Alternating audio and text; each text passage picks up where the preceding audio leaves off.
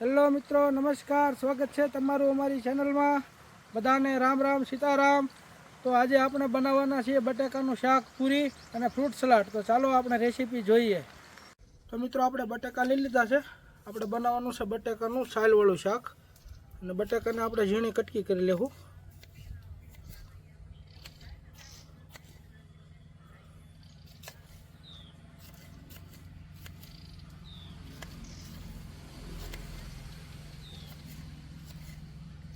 આ રીતની આપણે ઝીણે કટકી કરીશું અને બટાકાનું રસાવાળું શાક બનાવવાનું છે. આપણે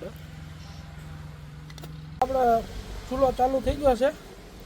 પાટીઓ મૂકી દેવું. આપણે લઈ લેવું તેલ એમાં થોડુંક શાક વઘારવા માટે.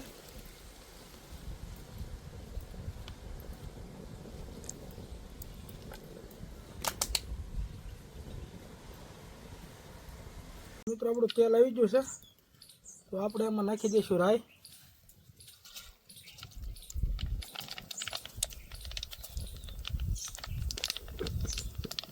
આપણે રાઈ ફૂટે ત્યાર પછી આપણે 2 ચમચી જીરું, આખું જીરું નાખી દઈશું.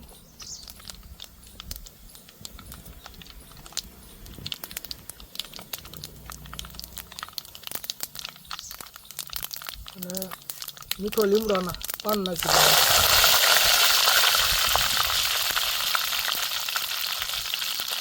હવે આપણે નાખી દઈશું કાપેલા બટાકાના કટકા.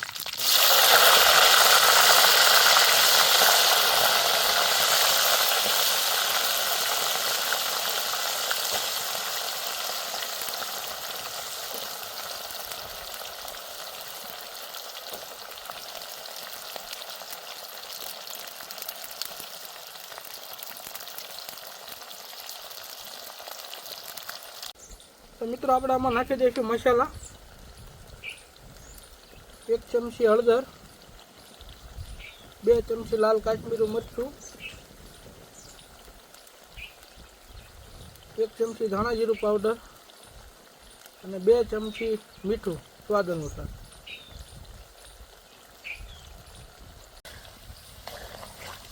તો આપણે એને હલાવી લઈશું.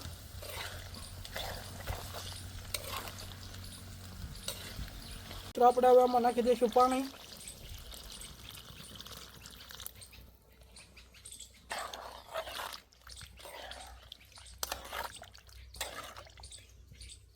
થોડુંક પાણી હજી નાખશું આપણે. હવે આપણે આને 15 મિનિટ આને ચડવા દઈશું અને આપણા બટાકા ત્યાં સુધીમાં બફાઈ જશે અને શાક આપણું કમ્પ્લીટ થઈ જશે. તો મિત્રો, આપણું બટાકાનું શાક તો કમ્પ્લીટ પાકીને કમ્પ્લીટ થઈ ગયું છે. હવે આપણે એમાં લીલા ધાણા નાખી દેવું.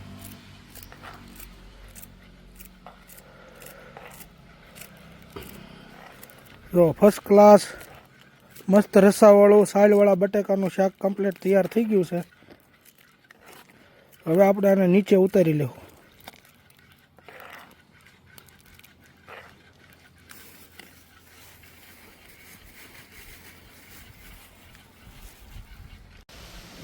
મિત્રો, આપણા બટાકાનું શાક કમ્પ્લીટ તૈયાર થઈ ગયું છે.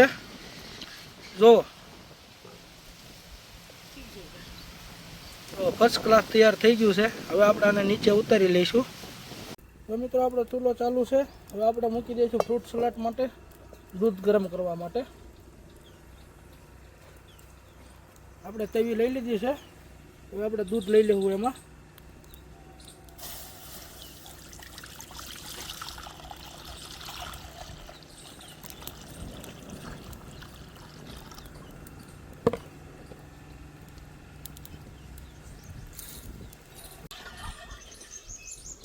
તો મિત્રો, આપણે એને ધીમા ધીમા તાપે ગરમ પકાવવાનું છે દૂધને.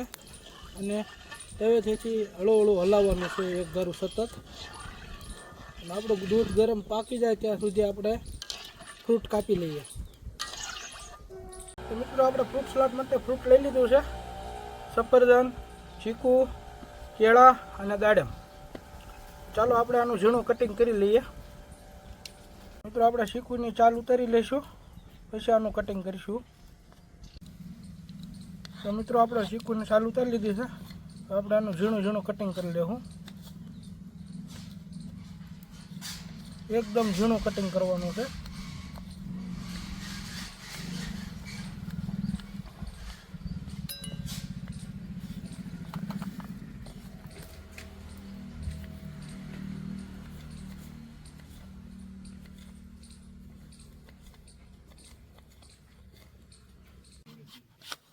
તો મિત્રો આપણે સફરજન કાપી લઈશું.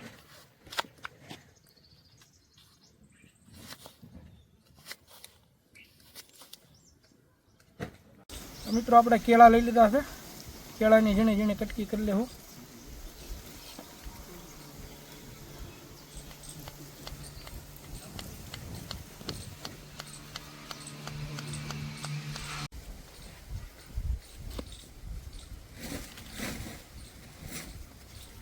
મિત્રો આપણે લઈ લીધું છે દાડમ.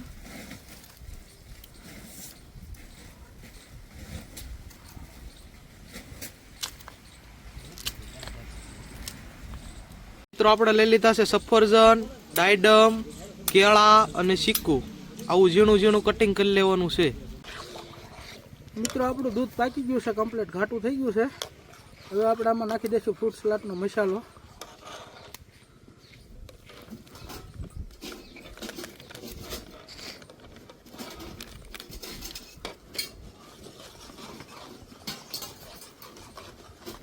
થોડીક વાર હજી આપણું દૂધ ઘાટું થાય ત્યાં સુધી આપણે આને હલાવશું.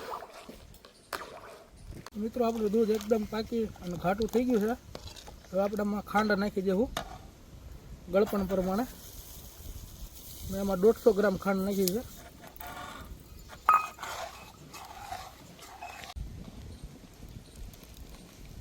મિત્રો આપણું દૂધ પાકીને કમ્પ્લીટ થઈ ગયું છે. હવે આપણે આને નીચે ઉતારીને ઠારશું અને પછી આપણે ફ્રૂટ નાખીશું.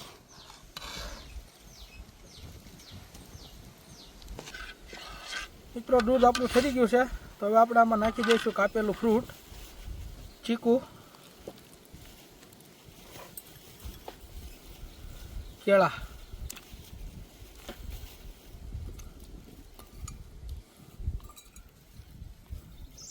સફરજન,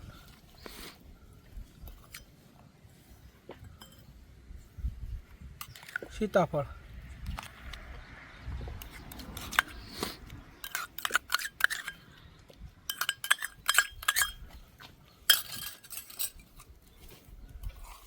દાડમના દાણા.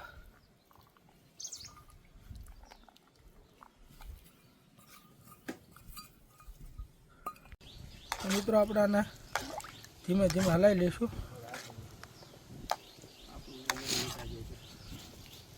જો આપણું ફ્રૂટ સલાડ રેડી છે. મિત્રો આપણે પૂરી માટે લોટ લઈ લીધો છે.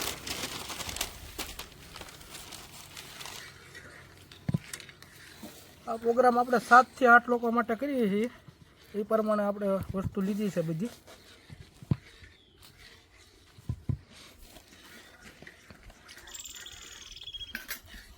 થોડાક મસાલા નાખી દઈશું.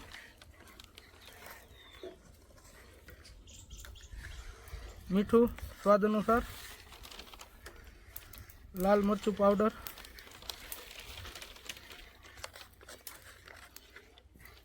હળદર, ધાણા જીરું પાવડર,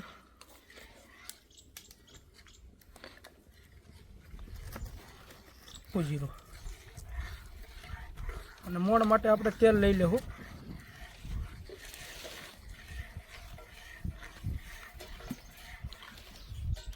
હવે આપણે લોટને મસળી લઈશું.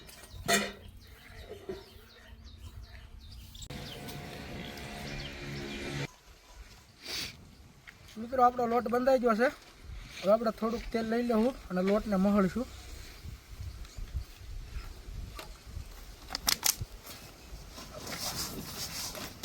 અને કૂણાવશું થોડોક લોટ.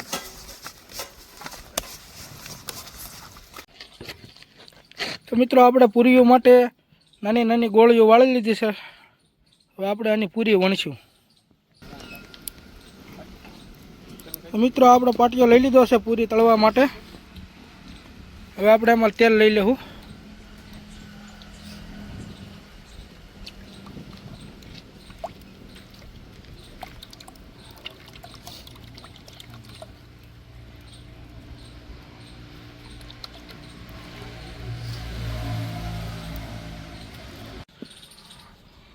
તો મિત્રો આપણી પૂરીઓ વણવાનું ચાલુ થઈ ગયું છે. આપણે મીડિયમ સાઇઝની નાની નાની પૂરીઓ ગોળ વાળી લઈશું. તો મિત્રો આપણું તેલ આવી ગયું છે. આપણે પૂરી તળવા લઈ લેવું.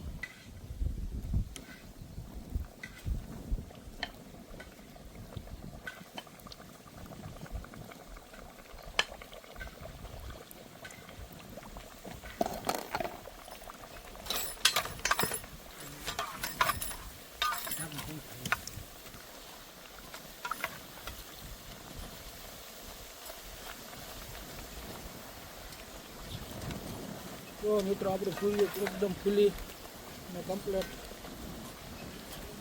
આપણે આને થોડીક ગોલ્ડન બ્રાઉન થવા દઈશું.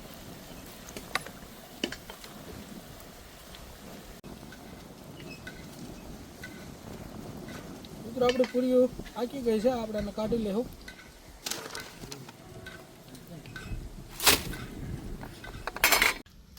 તો મિત્રો આપણું શાક પૂરી અને ફ્રૂટ સલાડ તૈયાર છે.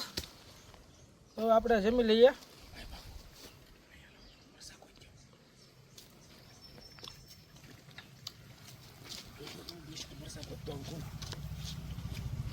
મસ્ત.